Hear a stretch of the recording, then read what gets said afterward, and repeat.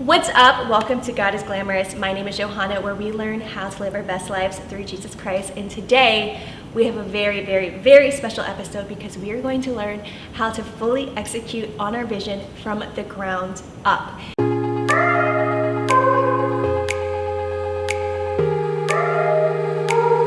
So before we begin, we have to understand that all our amazing and brilliant ideas don't always come from us. Our brilliant and creative and incredible ideas come from God. So we're going to be talking about how God places certain visions on our heart and how we're able to make those visions become a reality by taking a look at the book of Nehemiah. So Nehemiah was someone in the Bible back then, long ago, who God placed a certain vision on his heart to rebuild the walls of Jerusalem. So throughout this project, it was a very challenging time. Nehemiah faced tons of opposition. He had so many haters. He even had people planning to kill Nehemiah. But ultimately, he prayed and he sought direction from God. And God allowed Nehemiah to rebuild this wall in a matter of 52 days. So we're going to be taking a look at some of the top 10 reasons how we're able to fully execute on a project from the ground up. Also, if you're new here, make sure to like and subscribe. I release a video every single Monday. We talk about all kinds of biblical concepts related to entrepreneurship, leadership, and just living our best lives in general. So make sure that you subscribe.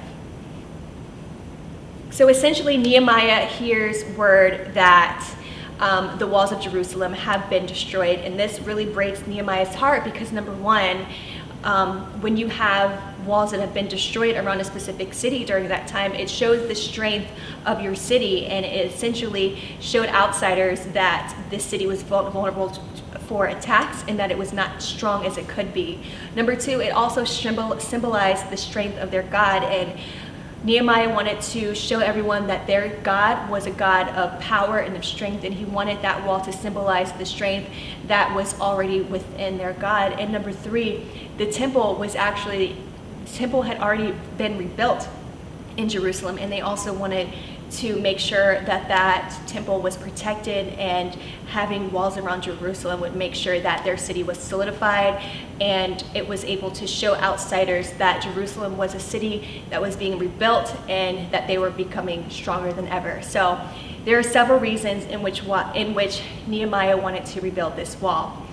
So there was tons of opposition. Nehemiah faced so many critics and criticism.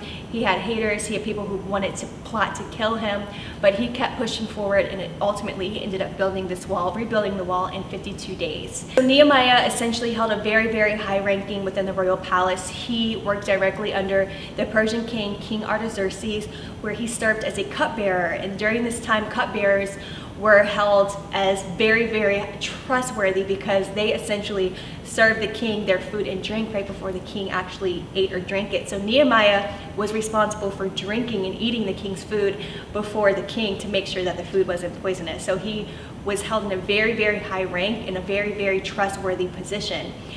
So he was pretty set during that time, but he actually received word from his brother that the walls of Jerusalem were torn down, everything was burnt down, everything was inflamed, and there was fire all over it, and it was pretty much destroyed. And this broke Nehemiah's heart, and he prayed and he fasted and cried for several days, asking for God to give him wisdom and guidance to help him to rebuild this wall and to put it on King Artaxerxes' heart to allow him to return to Jerusalem to make this thing happen. So long story short, King Artaxerxes agrees. Then he sends a bunch of men and a bunch of tools and resources and permits and everything to allow Nehemiah to go back to Jerusalem. So we're going to be taking a look at the top 10 ways in which Nehemiah was able to fully execute on this vision from start to finish. All right, so let's get right into it.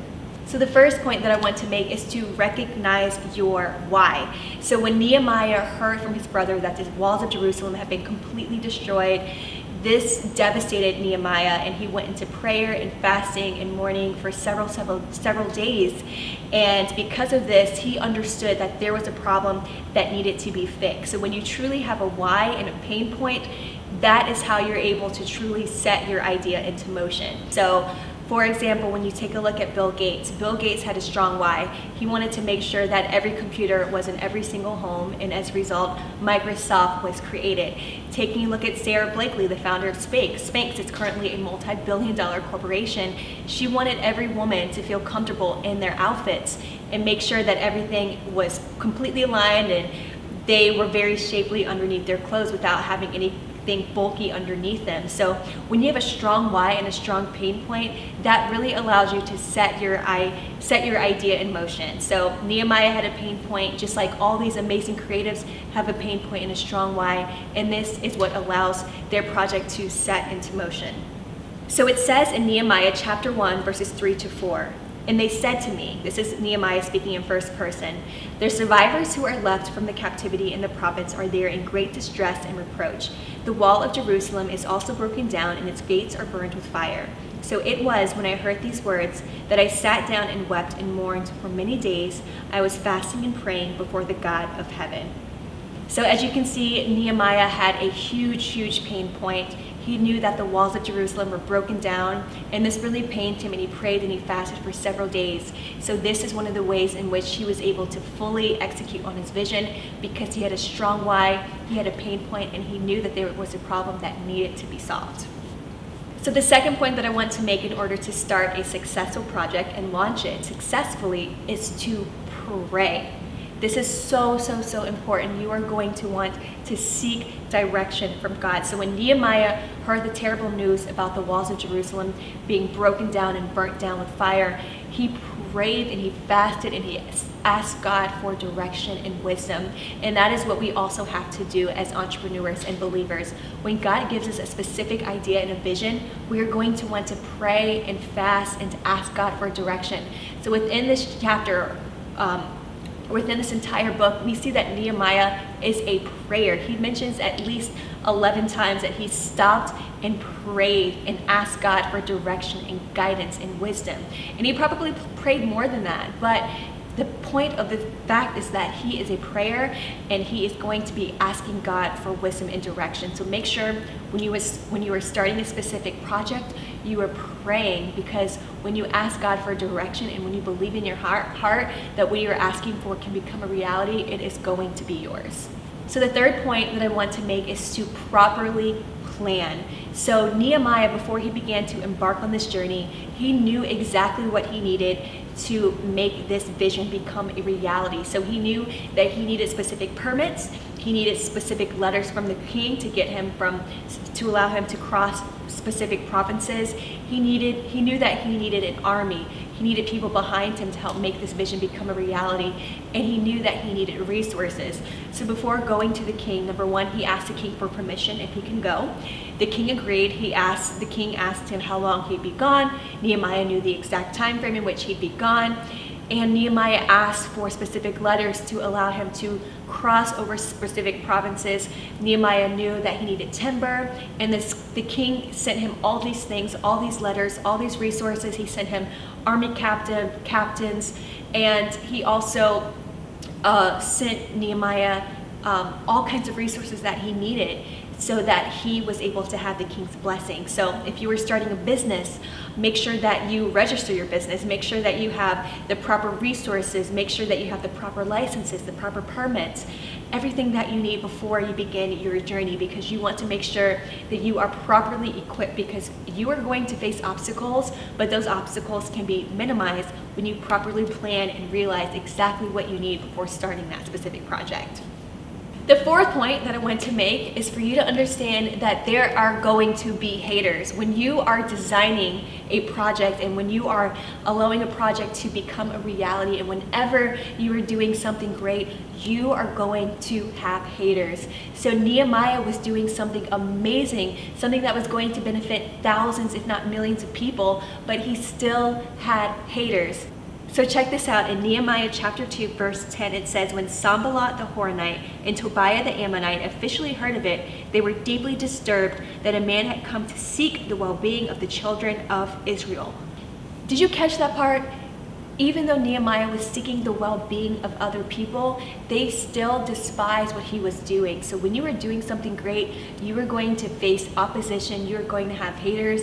But one of the best things that you can do to overcome all these obstacles and push through is to, again, have a strong why, understand why you're doing it. So when you face opposition and when you have things that are in your way beyond your control, make sure that you pray and seek direction from God, and God will make sure that your vision becomes a reality no matter what kind of opposition that you face. The fifth point that I want to make is when God gives you a vision, sometimes you're going to have to protect it for a little bit and not tell anyone. So that is one of the ways in which you're able to protect your vision, because sometimes that vision is your baby, and when you tell it to someone, sometimes they're going to be able to shoot it down and discourage you. So keep it to yourself for a little bit until you're fully able to execute on that vision.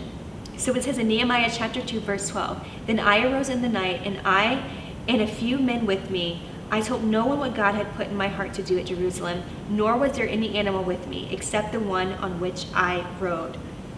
So as you can see, Nehemiah didn't tell anybody about his vision. He went out at night, he scoped out the entire scene, and he kept that vision to himself. And that's what we need to do as entrepreneurs when we are beginning a project. Keep that vision to yourself for a little bit. Let's take Sarah Blakely, for instance. Sarah Blakely is a multi-billion-dollar entrepreneur who is the founder of Spanx, and she knew that her idea was so crazy, and because of that, she didn't tell anyone. She did not tell anyone for a single year. So for that whole year, she worked on her project, and she made that vision become a reality.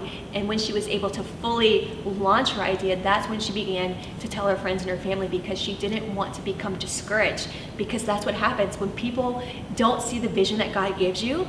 It's easy for them to shoot it down. So when you have something that is really precious and something that is a great idea, make sure that you keep it to yourself for a little bit until you're truly able to validate that idea. So the sixth point that I want to make is to perform a SWOT analysis. Understand your strengths, weaknesses, opportunities, and threats. So before Nehemiah began building this wall, he went to scope out the entire scenery. So it says in Nehemiah chapter 2, verses 13 through 16, "And I went out by night through the valley gate to the serpent well and the refuse gate, and viewed the walls of Jerusalem, which were broken down, and its gates, which were burned with fire. Then I went on to the fountain gate and to the king's pool, but there was no room for the animal under me to pass. So I went up in the night by the valley and viewed the wall. Then I turned back and entered by the valley gate, and so returned. And the officials did not know where I had gone or what I had done. I had not yet told the Jews, the priests, the nobles, the officials, or the others who did the work." So as you can see here, Nehemiah went out by night, and he went to scope out the entire scenery in secret. He didn't tell anybody. He just went to check out the strengths, the weaknesses, the opportunities, and the threats of the wall so that he was able to fully execute on his vision. So when you are able to start a project, make sure you scope out the entire scenery, understand what's in your way, understand what needs to be worked on, because that is how you're able to make your vision become a reality. The seventh point that I want to make is to turn your vision into small, actionable steps. So Nehemiah was an incredible leader, and he allowed so many people to join in on his idea, and he designated these people to work on small, specific focus areas. So when you have some time, if you don't read the book of Nehemiah, take a look at chapter 3. It is incredible. So it shows everybody that was working on the specific project. It has the specific name of the individual, their title, and what section of the wall they were actually going to be focusing on. So Nehemiah designated specific people to these specific tasks so that they were able to make this vision a reality. So as you can see here, Nehemiah was able to build a strong team. And not only that, Nehemiah designated those specific team members to a specific task. So taking a look at Henry Ford. Henry Ford was the creator of the Ford motor vehicle. So before Ford happened, people were riding horses. So Henry Ford created the assembly line, where these individuals worked on a specific task, and that specific task allowed that project to move a lot faster. And that's essentially what Nehemiah did. Nehemiah formed an assembly line where he allowed specific people to work on one specific task to get the wall completed. So when you take a look at the entire chapter 3, of Nehemiah, it shows everyone that it was working on the wall. It shows their specific title, their role, and how they were able to build that specific wall section by section. So as a leader, you have to be able to form a strong team, a team that is passionate about your vision, and also designate that team to have specific actionable steps, because that's how you're able to have a successful project. All right, so the 8th point that I want to make is to understand how to deal with your haters. So when you are building a successful project or starting something that is going to be great, you are going to have haters. The haters are going to come. So you need to learn how to deal with them. So Nehemiah had so many haters, and he was able to overcome that by keeping his eyes on the prize and also praying through the opposition. So it says in Nehemiah chapter 4, 1-6, "But it so happened when Sanballat heard that we were rebuilding the wall, that he was furious and very indignant and mocked the Jews. And he spoke before his brethren, in the army of Samaria, and said, 'What are these feeble Jews doing? Will they fortify themselves? Will they offer sacrifices? Will they complete it in a day? Will they revive the stones from the heaps of rubbish, stones that are burned?' Now Tobiah the Ammonite was beside him, and he said, 'Whatever they build, if even a fox goes up on it, he will break down their stone wall. Hear, O God, for we are despised. Turn their reproach on their own heads, and give them as plunder to a land of captivity. Do not conquer their iniquity, and do not let their sin be blotted out from before you. For they have provoked you to anger before the builders.' So we built the wall, and the entire wall was joined together up to half its height, for the people had a mind to work." So as you can see from this scripture, very, very long, but you can see that Nehemiah had haters. They made fun of him, they mocked him, and they discouraged him. But what did Nehemiah do? He kept going. He prayed, and he just talked to God and allowed God to give him the encouragement that he needed to continue building the wall. And ultimately, they ended up building the wall to half its height because they worked with so much enthusiasm. So when you are facing any kind of opposition from your haters, keep pushing forward. Remember your why, understand why you're doing it, and more importantly, talk to God, pray, and seek direction so that God can help you through that opposition. Whew. So the 9th point, we're almost there. The 9th point that I want to make when it comes to building a successful project from start to finish is to work with diligence and enthusiasm. So Steve Jobs said it best. Steve Jobs said, "The only way to do great work is to love what you do." If you haven't found it yet, keep looking and don't settle. So Nehemiah was able to build a successful team, a team that was passionate and inspired about his vision. And ultimately, they were able to work diligently because they believed in it. So after they faced all this opposition from their haters, they were still able to build this wall to half its height in a record amount of time because they worked with diligence and enthusiasm. So check this out. It says in Nehemiah chapter 4, verse 6, "So we built the wall, and the entire wall was joined together up to half its height, for the people had a mind to work." So when you have a mind to work and when you work with enthusiasm, things work out for you. So as you can see, they built the wall to up its half its height because they worked with enthusiasm. So always remember, lazy hands make for poverty, diligent hands bring wealth and success. So when you are working on a project, be diligent and be enthusiastic about it and work with passion, because that is how you're able to truly make your vision become a reality. So the 10th point that I want to make is that when you're finished with your successful project, give God all the glory and honor that God deserves. You did not create anything on your own. Anything that was big and successful and great did not come from you. There is no such thing as a self-made entrepreneur. I don't care what anyone says, or a self-made millionaire. God allows you to have that success. So when you allow your vision to become a reality, dedicate it back to God. And that is exactly what Nehemiah did. So Nehemiah finished this wall in 52 days. It was absolutely incredible. That amount of time was unheard of, and people knew that this was a work of God. So Nehemiah dedicated that wall back to God, and they had an incredible celebration. So it says in Nehemiah chapter 6, verses 15-16, "So that wall was finished on the 25th day of Elul in 52 days, and it happened, when all our enemies heard of it, and all the nations around us saw these things, they were very disheartened in their own eyes, for they perceived that this was work done by God." And did you catch that part? They had finished this work in 52 days, and still their enemies were disheartened. So remember, when you finish a project and when you complete a project and do something great, not everyone is going to be happy for you, but still celebrate anyway and give God all the glory and all the praise that God deserves. So it says in Nehemiah chapter 12, verses 43, also that day they offered great sacrifices and rejoiced, for God had made them rejoice with great joy. The women and the children also rejoiced, so that the joy of Jerusalem was heard afar off. So they celebrated so much that their celebration could be heard outside the walls of Jerusalem. So when it's time to finally celebrate, have fun, enjoy it, and more importantly, make sure to give God all the credit that God deserves.